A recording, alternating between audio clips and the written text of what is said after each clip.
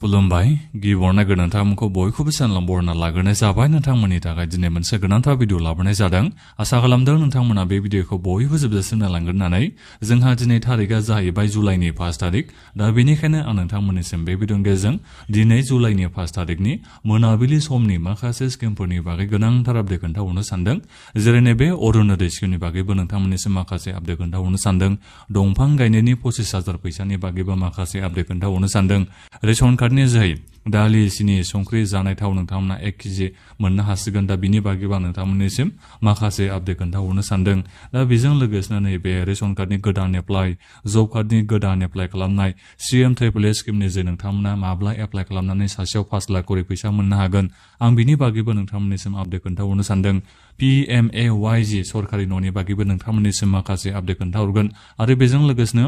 सरकारि फायखानानि बागैबो नोंथांमोननिसिम माखासे आपडेट खोन्थाहरनो सानदों दा बेनिखायनो गासिबो नोंथांमोना बे भिडिअखौ जोबजासिम नायलांबानो जाबाय जाहाथे नोंथांमोना स्किमफोरनि माखासे गोनांथार आपडेटखौ बे भिडिअनि गेजेरजों नोंथांमोना मिथिना मोननो हायो दा बेनिफ्राय आंनि नोंथांमोननिसिम मोनसे खावलायनायबो थाग्रोबाय गिबियावनो गासिबो नोंथांमोना चेनेलखौ साबस्क्राइब खालामनानै लाग्रोलायनानै जाहाथे नोंथांमोना बेबादिनो स्किमफोरनि आपडेटखौ बे चेनेलनि गेजेरजों जाहाथे नोंथांमोना मोनबाय थानो हायो आं नोंथांमोननिसिम गिबियावनो नैबे अरुणोदय स्किमनि बागैनो माखासे आपडेटखौ खोन्थाहरनोसै अबयसे आं नोंथांमोननिसिम एसे सिगाङाव दहाय मोनसे भिडिअ लाबोनानै खोन्थाहरनाय जाबायमोन जे नोंथांमोना सोर अरुणोदय स्किमनि फैसाखौ नैबे आगस्ट मासाव मोननो हागोन आं बिनि बागै नोंथांमोननिसिम एसे सिगाङाव भिडिअ लाबोना होखांबाय दा बेनिखायनो जायफोर नोंथांमोना नायाखै नोंथांमोना चेनेलाव थांनानै नायहैबानो जाबाय एसे सिगाङाव नोंथांमोननिसिम भिडिअखौ होनाय जादों दा बेवहाय आं नोंथांमोननिसिम बुंहरनाय जादों नोंथांमोना सोर बादिया अरुणोदय स्किमनि फैसाखौ नैबे आगस्ट मासाव मोननो हागोन बेखौ मानो होनोबा जोंहा थांनाय नैबे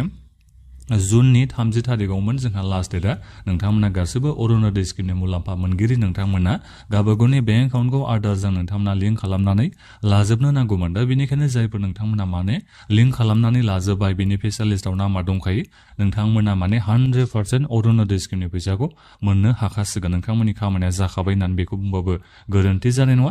नाथायबा अब्लाबो मोनसे बाथ्रा बेहाय थाहैगोन जुदि नोंनि नामखौ दानना होनाय जायोबा हले नोंथांमोना अरुणोदय स्किमनि फैसाखौ मोननो हानाय नङा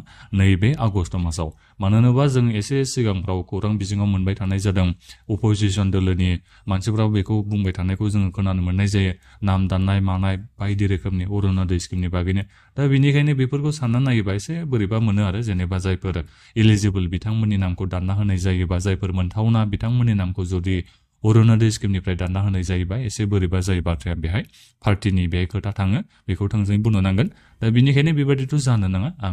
आं सानाखै जे जायफोर इलिजिबल नोंथांमोननि नामा दानजागोन बेबादिखौ आं सानाखै दानजादोंबाबो जायफोर बिथांमोना इलिजिबल नङा जायफोर बिथांमोना माने अरुणोदय स्किमनि मुलाम्फाखौ मोनथावना नङा आं बिथांमोननि नामखौसो दानजानायखौ आङो बे एसे माने आसाखौ लादों आरो जायफोर इलिजिबल नोंथांमोना टेनसन लानो नाङा नामा नोंथांमोननिया दानजानाय नङा दा बेखौ आं नोंथांमोननिसिम गिबियावनो खोन्थाहरग्रोनाय जाग्रोबाय जायफोर लिंक खालामबाय 100% नोंथांमोना मोननो हाखासिगोन नोंथांमोना अरुणोदय स्किमनि फैसाखौ नैबे आगस्ट मासाव आरो बेनिफ्राय गिबियावनो आं बेखौ बुंहरनांगोन जोंनि नैबे आसामनि बाजेटआ जोंहा गाबोननिफ्राय जानो थांगासिनो दङ दा बेनिखायनो नैबे अरुणोदय स्किमनि थाखायबो जोंहा फैसाखौ लानाय जासिगोन बाजेटआव नोंथांमोननिसिम मास मोनसेयाव बेसेबां फैसा होगोन दा बिनि बागैबोथ' सावरायनाय जाखागोन नोंथांमोना नेनानै थाबानो जाबाय आं नोंथांमोननिसिम भिडिअ लाबोना खोन्थाहरनाय जागोन नोंथांमोननिसिम जेनेबा अरुणोदय स्किमनि फैसाखौ 1250 थाखानिफ्राय बारायनानै बिथांमोना 1500 खालामो ना डाइरेक्ट सिदायै बिथांमोना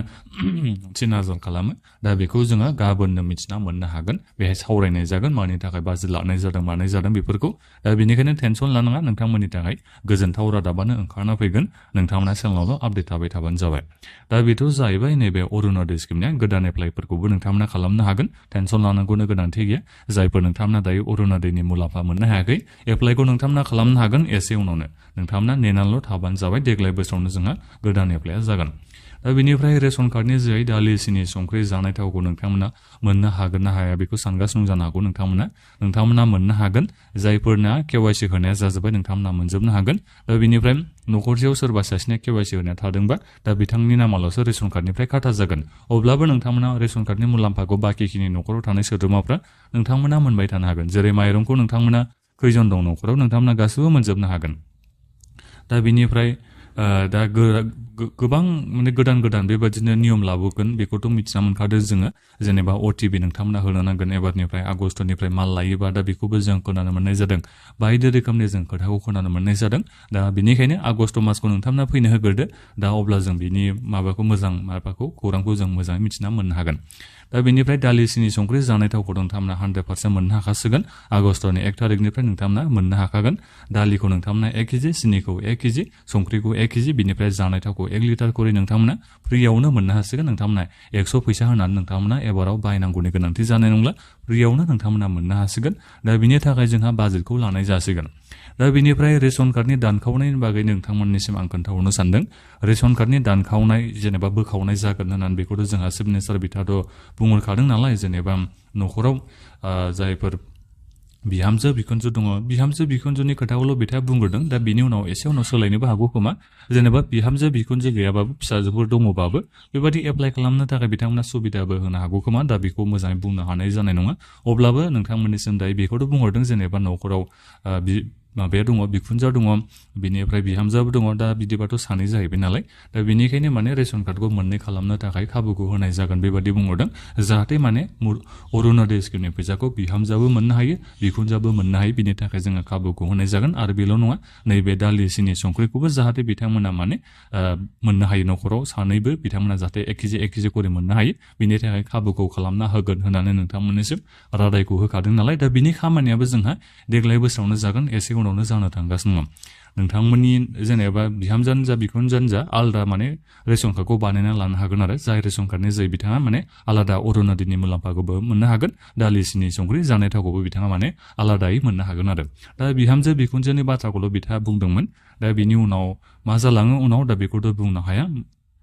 जेनेबा सरकारा मा नियम निति खालामो बेखौ जेबो बुंनो हाया दा जिखियानो जामोन बिनि खामानियाबो दायो जाथ'खायाखै नालाय नोंथांमोना एसे समखौ नेनो नांगोन अब्ला जों मिथिना मोननो हागोन बिहामजो बिखुनजो गोनां न'खराल' मोननै खालामनो हागोन ना जेनेबा बिखुनजो थाबाबो जेनेबा सोरबा आरो फिसाजोफोर थाबाबो एप्लाइ खालामनो हागोन हाया दा बेफोरनि बागै जोङो एसे उनाव मिथिना मोननो हागोन देग्लाय बोसोरावनो बे दानखावनाय बायदिसिना खामानिया जागोन बेखौ नोंथांमोना नैबे बाजेटआवबो बेखौ मिथिना मोननो हागोन गाबोननिफ्राय नोंथांमोना एसे एनै माने सावरायलायनायखौ खोनानो हागौ गाबोन नङाबाबो जेनेबा बाजेटआथ' गाबोननिफ्राय जागायगोन नालाय नोंथांमोना लासै मिथिना मोननो हागोन आरो दा बेखौ आं नोंथांमोननिसिम बुंहरखानाय थाबाय गासैबो रेडि थाबानो जाबाय नोंथांमोना रेशन कार्डखौ बोखावनो थाखाय दा बिनिफ्राय न'खरा आलादा जालायनो नाङा जेनेबा जुदा जानाय बेबादि जालायनो नाङा बेखौबो माखासेया कनफिउजन जागोन खोमा न'खर गंसेयावनो थानाय जुदा जायाखै अब्लाबो नोंथांमोना बानायनो हागोन जुदा जाबाथ' आरो आलादाखा बानायनो हाखायोआनोसै आलादाखौ अब्लाबो माने जुदा जायाखैबाबो न'खराव दङबाबो नोंथांमोना माने एप्लाइखौ खालामनो हागोन दानखावनो हागोन रेशन कार्डखौ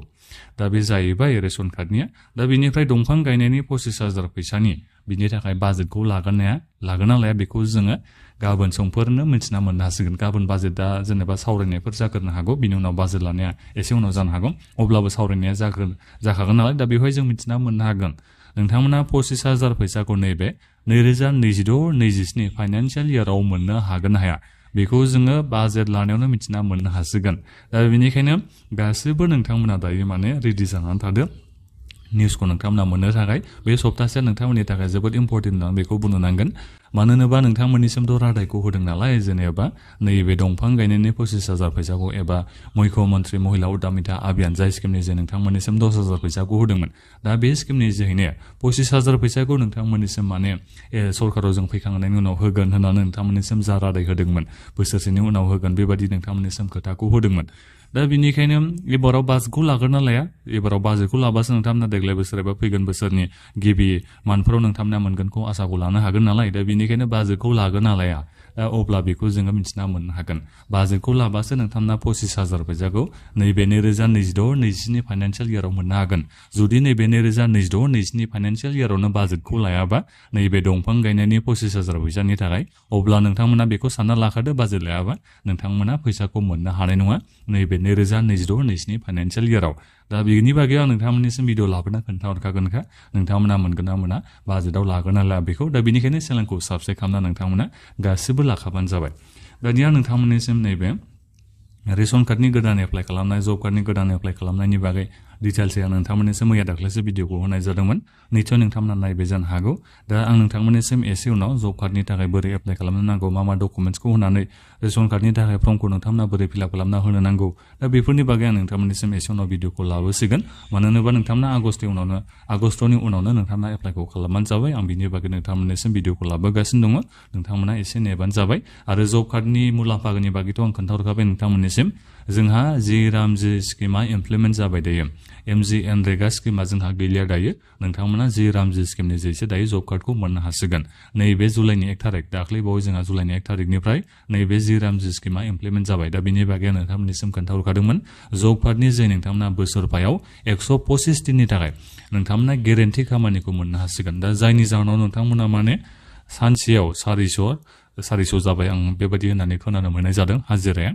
नोंथांमोना बेबायदि फैसा मोननो हागोन जाहैबाय 400 नङाबाबो जेनेबा 370 थाखा बेबायदि जाखासिगोन आरो बा 400 जाखाबाय होननानै बेखौ सानना लाबाबो गोरोन्थि जानाय नंला एक्जेक्टलि एमाउन्टआ बेसेबां जानानै दं आं बेखौ दायो मिथिना मोननो हायाखै जायफोर नोंथांमोननियाव जब कार्डआव फैसा हाबदों खामानि मावनायनि नोंथांमोना खोन्थाहरबानो जाबाय एक्जेक्टलि बेसेबां नोंथांमोना फैसाखौ मोननो हादों सानसेनि थाखाय दा जेखियानो जाया मानो नोंथांमोना दायो नैबे जब कार्डनि जे गेरेन्टि खामानिखौ मोननो हायोबा 125 दिननि थाखाय बोसोरफायाव अब्ला नोंथांमोना 40,000निबो बांसिन नोंथांमोना फैसा मोननो हानाय जागोन बोसोरसेयाव नाथायबा माबायदि इमप्लिमेन्ट जायो बेखौ जोङो नायबाय थानोसै खामानि मोनग्रा मोना जब कार्ड गोनां नोंथांमोना गेरेन्टि जा एमप्लयमेन्ट एबा खामानि होगोन होनना नोंथांमोननिसिम रादायखौ होदों दा बेखौ मावफुंगोन ना मावफुङा बेखौथ' जोङो एसे सम थांबासो मिथिना मोननो हासिगोन दा बेखौ आं नोंथांमोननिसिम बे भिडिअनि गेजेरजों खोन्थाहरनाय जाबाय जब कार्ड गोनां नोंथांमोननि थाखाय जोबोद मोनसे मोजां होननानै बेखौ बुंनो नांगोन जुदि इमप्लिमेन्टआ मोजाङै जायोबा नैबे स्किमा जि रामजि स्किमा MGNरेगा स्किमनि जैबो नोंथांमोना 100 डेजनि थाखाय गेरेन्टि खामानि मोननांगौमोन बहा मोनो नोंथांमोना रावबो मोननो हायाखै गेरेन्टि खामानि नोंथांमोना रावबो मालाबाबो बोसोरफायाव 100 दिननि थाखाय रेशन कार्ड गोनां नोंथांमोना मुलाम्फाखौ मोननो हायाखै बेखौ जों गासैबो मिथिना मोनजोबखायो दा बेनिखायनो बे जि रामजि स्किम लाबो मालाय मा जानो जुदि सरकारा स्किमखौ मोजाङै इमप्लिमेन्ट खालामोबा नोंथांमोना बोरै जब कार्डनि जे फैसाखौ मोननो हानो दा बेनिखायनो नायनोसै आरो गोदान स्किम लाबोदों मोजाङै बिथांमोना इमप्लिमेन्ट खालामगोन ना खालामा बेखौ आंनो नोंथांमोननिसिम भिडिअ खालामना खोन्थाहरबाय थागोन नोंथांमोननिसिम मुलाम्फाखौ होगोन ना होआखै बेनि बागै दा बेथ' जाहैबाय जब कार्डनिया दा बिनिफ्राय नैबे CMAAA स्किम दा बिनि बागै बाजेटखौ लागोनखौ नोंथांमोना आसाखौ लाखाबानो जाबाय एबा 100% बाजेटखौथ' लागोन होननानै बेखौ बुंबाबो गोरोन्थि जानाय नङा नैबे CMAAA स्किमनि जाय स्किमनि नोंथांमोना गासै 10 लाख मानसिफ्रा माने सासेयाव 5 लाख करि नोंथांमोना फैसाखौ मोनजोबनो हागोन नाथायबा बेबादि नङा जेनेबा देग्लाय बोसोरावनो एबा बे 2026-27 फाइनान्सियेल इयारावनो जे गासिबो 10 लाख मानसिफोरनो जेनेबा सासेयाव 5 लाख करि फैसाखौ होगोन बेखौबो नोंथांमोना साननो नाङा जेनेबा बे 5 बोसोर बिथांमोना सरकाराव थानाय समाव माने 10 लाख मानसिफोरनो सासेयाव जेनेबा 5 लाख करि फैसाखौ होगोन आरो दा बेखौ जोङो राननानै नायोबा बोसोरफायाव माने गासै 2 लाख मानसिफ्रा सासेयाव 5 लाख करि फैसाखौ मोननो हागोन 2 लाखा जोबोद माने बुरजा होननानै बेखौ बुंनो नांगोन खम नंबावसो दा बेनिखायनो जायफोर नोंथांमोना मेट्रिकसिमल' फरायनाय एबा मेट्रिक पास नङाबाबो क्लास 10 सिम फरायनायबाबो नोंथांमोना एप्लाइखौ खालामनो हाखायो जायफोर हायार सेकेन्डारि पास जानाय मेट्रिक पास जानाय ग्रेजुवेसन पास जानाय नोंथांमोनाथ' एप्लाइथ' खालामनो हाखायोआनोखा एप्लाइखौ जोंनिया STफ्रा माब्रैसिमा खालामनो हायो क्लास 10 सिम नोंथांमोना फरायनायबानो एप्लाइ खालामनो हायो मेट्रिकखौ नोंथांमोना पास खालामनो हायासैबाबो जेबो नङा नोंथांमोना एप्लाइ खालामनानै सासेयाव 5 लाख करि फैसाखौ मोननो हागोन दा बिनि थाखायनो जोंहा बाजेट लानाया गाबोन समफोरनि बिथोराव जानो थांगासिनो दङ एबा नैबे बाजेट सिजनाव जोंहा बिनि थाखाय बाजेट लानाया जानो थांगासिनो दङ दा बेनिखायनो गासिबो नोंथांमोना दायो रेडि लाखादों नोंथाङा मानि थाखाय एप्लाइ खालामनो सानदों बेखौ नोंथांमोना एसे दानिफ्रायनो बिजिरनानै नायखादो जेनेबा नोङो मा मावगोन बिनि थाखाय मानि सायाव नोंहा एसेबाबो नलेज दङ बेफोरखौ एसे नायबिजिरखादो नोंथांमोना बिनिफ्राय एप्लाइखौ खालामबानो जाबाय जाहाथे नोंथांमोना माने इन्टारभिउफ्राव एफा एनै कुइसन सोङोबा बेखौ नोंथांमोना रिप्लाइखौ होनो हायो बिनिफ्राय नोंथांमोना फैसाखौ मोननो हायो फैसाखौ मोननानैबाबो एसे खामानिखौ मावनांगोन नङा होमबा दा बिनि बागैबो ओरैनोथ' मोनखायोखा जुदि फार्स्टआव नोंथांमोना फैसाखौ मोनबाय अब्लाथाय नोङो मोनजोबखानायखौ सानना लाखाबानो जाबाय आरो दा बेखौ आं बे भिडिअनि गेजेरजों नोंथांमोननिसिम बुंहरखानाय थाबाय एप्लाइ खालामनाया एसे उनावनो जानो थांगासिनो दङ बाजेट सिजनाव बेखौ बाजेट लागोनखौ नोंथांमोना आसाखौ लानो हागोन दा बे जाहैबाय गाबोन समफोरनि बिथोरावनो बे बाजेटआ जागोन आरो दा बेनिफ्राय PMAAY सरकारि न'नियालाय दा बे सरकारि न'निया जोंहा फिजिकेल भेरिफिकेसना नैबे जोंनि जुलाइनि 10 तारिखआव जोंहा जोबनो थांगासिनो दङ फिजिकेल भेरिफिकेसन खालामनाया नोंथांमोनाथ' सार्भे खालामबाय नालाय सोरबा सोरबा अनलाइन सेल्फ सार्भे खालामबाय सोरबा सोरबा नोंथांमोना अफलाइन सेल्फ सार्भे खालामबाय दा बेवहाय माने दायो जोंहा फिजिकेल भेरिफिकेसन जाबावदों आरो बे फिजिकेल भेरिफिकेसना जोंहा जुलाइनि 10 तारिखआव जोबनानै फैगोन जाहैबाय। दा बे फिजिकेल भेरिफिकेसन जोबनायनि उनाव बेनिफिसियारि लिस्ट सेलेक्सन खालामनाय एबा बेनिफिसियारि खालामनाया जोंहा बेयो ओंखारना फैसिगोन एबा खालामनाय खामानिया जासिगोन। बेनिफिसियारि लिस्टआव नोंथांमोननि नामखौ सेलेक्ट खालामनायनि खामानिया नैबे जुलाइनि 10 तारिखनि उनाव जासिगोन। मानो होनोबा जुलाइनि 10 तारिखआव 10 तारिखसिमाव माने फिजिकेल भेरिफिकेसना जोंहा जोबनानै थांगोन। दा बिनि उनावनो जोंहा माने बेनिफिसियारि लिस्टआव नोंथांमोननि नामखौ सोसननायनि हाबाफारिया जासिगोन। जायफोर नोंथांमोना इलिजिबल नोंथांमोननि नामखौ बेनिफिसियारि लिस्टआव सोसननाय जासिगोन आरो। दा बेनिखायनो फैगोन बोसोरनिफ्रायनो नोंथांमोना सरकारि न'खौ मोनलांबाय थानो हासिगोन। जायफोर नोंथांमोना दाख्लैबावै एप्लाइ खालामनाय नोंथांमोननिसिमनो आं बेखौ बुंहरनाय जादों। नोंथांमोननि नैबे फिजिकेल भेरिफिकेसन खालामनाया जुलाइनि 10 तारिखसिम नैबे सानबाल'सै। जोंहा दिनै 5 तारिख जाबायसै नालाय सानबाल'सै। दा बे सानबानि बिथोरावनो जोंहा फिजिकेल भेरिफिकेसना जाजोबगोन। बिनि उनाव नोंथांमोननि बे बेनिफिसियारि लिस्टखौ खालामनाया जोंहा जानानै फैगोन। बिनि उनाव नोंथांमोननिसिम सरकार न'नि फैसाखौ होनाय जागोन। एसे थाबै जादों, गोदान जोंहा माने मिनिस्टार फैबाय नालाय। दा बेनि थाखायनो एसे थाब जानायखौ जोङो नुनो मोननाय जादों नैबे CMAAA सरकार न'नि खामानि मावनायखौ। दा बिनिफ्राय सरकारि फायखानानि बागै आं बेखौनो नोंथांमोननिसिम बुंहरनो सानदों। दा बिनि थाखायबो जोंहा खामानि मावनाया सोलिगासिनो दङ। भेरिफिकेसन खालामनाय, बहाबा जिअ टेगिं खालामनाय, बेफोर खामानिया जोंहा जानो थांगासिनो दङ लासै लासैनो। नोंथांमोना बेखौल' नेबानो जाबाय। मानो होनोबा गोबांनियानो दायो स्टेटासा माने भेरिफिकेसना साक्सेसफुल जाजोब्बाय। डिस्ट्रिक्ट लेभेलावबो जोंहा कमप्लिट जाजोब्बाय, एप्लिकेसना एक्सेप्टेड जाजोब्बाय। दा जोंहा मा खामानि दायो जानानै दङ माने नैबे जिअ टेगिं खालामनांगौल'सो जोंहा दायो माने नांथानानै दङ आरो। दा बेनिखायनो जायफोर नोंथांमोना गोदान एप्लाइ खालामनाय, दा नोंथांमोना गावबा गावनि स्टेटासखौ चेक खालामना नायबानो जाबाय नोंनि बे एप्लिकेसना जिअ टेगिंसिम सहैगोन ना सहैयाखै। जेनेबा जिअ टेगिं दायो खालामनांगौ जानानै फैगोन ना फैयाखै बेखौ नोंथांमोना चेक खालामना नायबानो जाबाय। जिअ टेगिंसिम सहैबायबा जिअ टेगिंआ जोंहा एसे उनावनो जानो थांगासिनो दङ। बेनि थाखाय नोंथांमोना एसे नेनानै थाबानो जाबाय। सरकारि फायखानाखौथ' नोंथांमोना मोननो हाखागोनखा। टेनसन नोंथांमोना लानांगौनि गोनांथि गैया। जिअ टेगिं जानायनि उनावसो नोंथांमोना सरकारि फायखानानि फैसाखौ मोननो हागोन। जायफोर नोंथांमोननि नामा बेनिफिसियारि लिस्टआव दंखायो नोंथांमोननियाथ' टेनसन गैया। नोंथांमोनाथ' मोननो हाखागोनखा नैबे सरकारि फायखानानि 12,000 फैसाखौ नोंथांमोना मोननो हागोन। बाथ्रा बुंनायफ्रानो जालायलाङा, ओरैबायदि गरम जागासिनो दङ। बे साननै सानथामसा मारै जाखोथाय ओरैबायदि माने गरम जागासिनो दङ आरो। बुंनायफ्रानो बोरैबासो जालायलांबाय, बुंनायानो जालायलांबावलासो। दा जिखियानो जायामानो आं नोंथांमोननिसिम जाखिनि आं आपडेट नोंथांमोननिसिम खोन्थाहरनो सानदोंमोन, आपडेटआव आं निसय खोन्थाहरजोब्बाय जानो हागौ। आं नोंथांमोननिसिम जा स्किमफोरनि आपडेट नोंथांमोननिसिम बुंहरनो सानदोंमोन, आं बिनि बागै खोन्थाहरजोब्बाय बायदि आं मोनदों। दा बेनिफ्राय अरुनदयनि नैबे एलपिजि गेसनि 250 थाखा फैसानि जोंहा एप्लाइ खालामनाया एसे उनावनो जागोन। नोंथांमोना साननैसोल' नेबानो जाबाय, एसे उनावनो जानो थांगासिनो दङ। बाजेटनि उनावनो जागोनखौ नोंथांमोना आसाखौ लाबानो जाबाय। जायफोर माने अरुनदय स्किमनि जायफोर नोंथांमोना माने मुलाम्फा मोननो हागासिनो बेनिफिसियारि लिस्टआव दङ। दा नोंथांमोना नैबे माबानि उनाव बाजेटनि उनाव नैबे एलपिजि गेसनि थाखाय 250 थाखा फैसानि थाखाय नोंथांमोना माने एप्लाइ खालामनो हागोनखौ नोंथांमोना आसाखौ लाबानो जाबाय। फर्मखौ नोंथांमोननिसिम राननानै होनाय जागोन। जोंनि नैबे बिटिसिआवल'सो जायाखै, आसामनिया जोंहा जाजोब्बाय। बिटिसिआवबो जोंनि नैबे बाजेटनि उनावनो जोंहा जानो थांगासिनो दं। दा बेनिखायनो बिनि थाखायबो गासैबो नोंथांमोना रेडिखौ लाबानो जाबाय। गासैबो डकुमेन्टसफोरखौ आं नोंथांमोननिसिम भिडिअ लाबोना खोन्थाहरगोन। फर्मखौ नोंथांमोना बोरै फिलआप खालामनांगौ, मा डकुमेन्टस नोंथांमोना होबानांगौ, आं बेफोरनि बागै भिडिअ खालामना खोन्थाहरनाय जागोन। दा बेनिखायनो गासैबो नोंथांमोना चेनेलखौ साबस्क्राइब खालामनानै लाखाबानो जाबाय। दा दिनैनि आपडेटआ बेखिनियानोमोन। बोथोराबो ओरैबादि गरम, माखासे आरो आपडेट दंबावोमोन सेन्ट्रेल स्किमफोरनि बागै, PM किसान बायदिसिनानि बागैबो गोबां माखासे आपडेट ओंखारना फैदोंमोन। दा बेफोरखौ आं नोंथांमोननिसिम गाबोन समफोर माने आपडेटखौ आं खोन्थाहरनो नोंथांमोननिसिम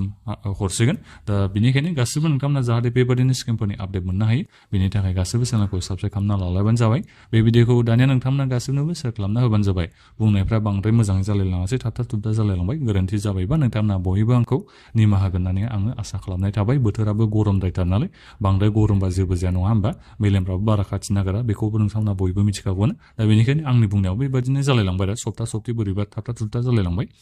दा बेखिनियानोमोन। जेखियानो जाया मानो आं नोंथांमोननिसिम आपडेटखौ खोन्थाहरनाय जाबाय। गोजोन्थों।